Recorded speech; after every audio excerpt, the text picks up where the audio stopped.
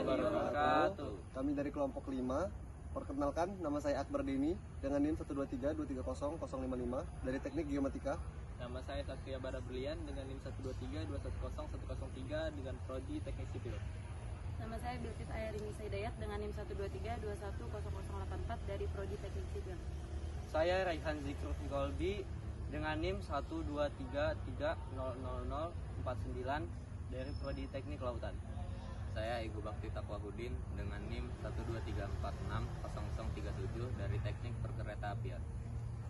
Kami akan menjelaskan hasil RBL kami yang berjudul Hukum Faraday pada Generator Kipas Bekas. Faraday. Hukum Faraday adalah hukum yang menjelaskan tentang perubahan medan magnet yang dapat menghasilkan arus listrik. Hukum Faraday dikemukakan pertama kali oleh Michael Faraday. Michael Faraday lahir di London pada 22 September 1791. Beliau dijuluki sebagai bapak kelistrikan karena penemuannya tentang induksi elektromagnetik dan dinamo menghantarkan munculnya teori-teori lain yang berkaitan, seperti hukum Maxwell dan lain-lain. Induksi elektromagnetik adalah peristiwa timbulnya arus listrik akibat adanya perubahan flux magnetik atau medan magnetik. Flux magnetik ini adalah banyaknya garis gaya magnet yang menembus suatu bidang.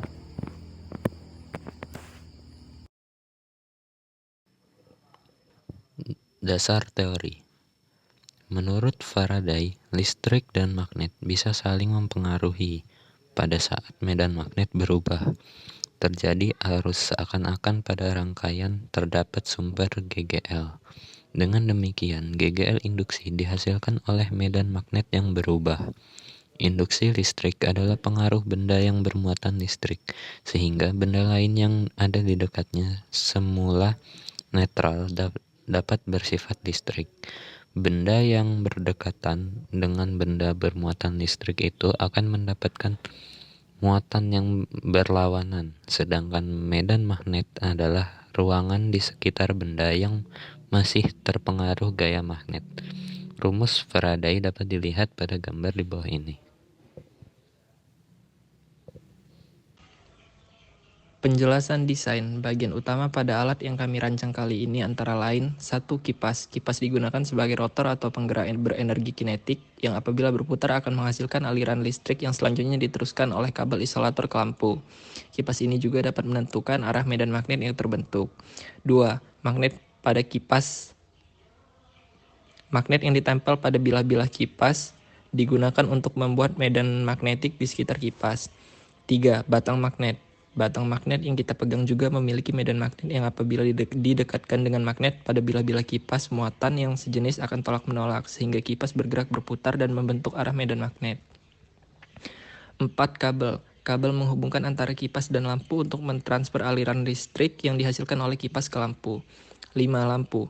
Lampu pada alat ini sebagai indikator adanya aliran listrik yang mengalir ke lampu. Pertama, rangkai semua komponen yang ada sesuai urutan di mana kipas dan lampu dihubungkan oleh seutas kabel. Pada bilah-bilah kipas ditempelkan magnet pipih.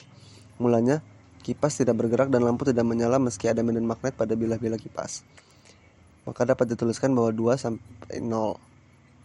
Kedua, saat batang magnet yang dipegang didekatkan pada bilah-bilah kipas yang juga memiliki medan magnet, maka terjadilah gaya tolak-menolak yang menyebabkan baling-baling berputar dan terbentuklah energi kinetik.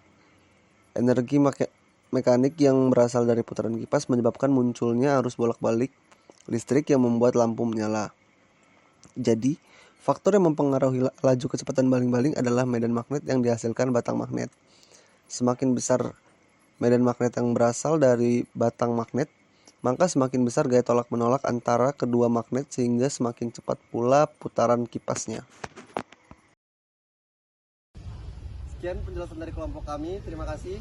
Wassalamualaikum warahmatullahi wabarakatuh.